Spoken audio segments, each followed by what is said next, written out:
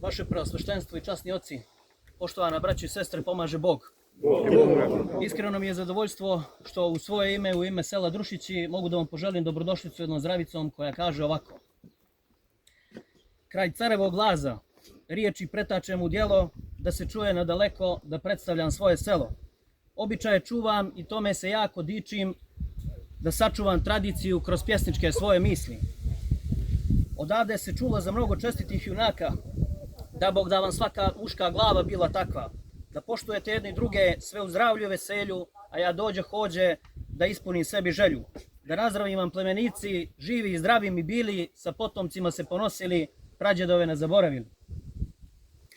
Vas da se okupljali i veselili se svakom novom danu, to vam želim od sveg srca, a riječi kada stanu.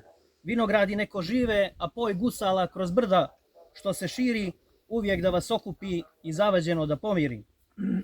Siguran sam, braćo moja, bilo i težih dana, trpeze vam bile pune od spasov dana do đuđev dana. Žene da vam budu uzvišene ko blistave cvjetne ruže, pa se nadam plemenici da očuvat ćete porodice da potrajemo duže. Ja zdravice dugo pišem, odrastao sam među skromna lica, naučio sam dobro što to znači zajednica.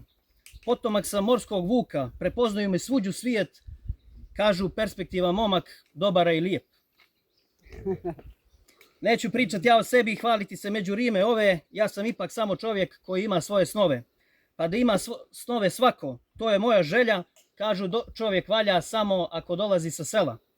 Pa sa ovom čašom pića i uz ova topla jela nazdravit ću, živi bili plemenici i svaka vas sreća srela. Živeo!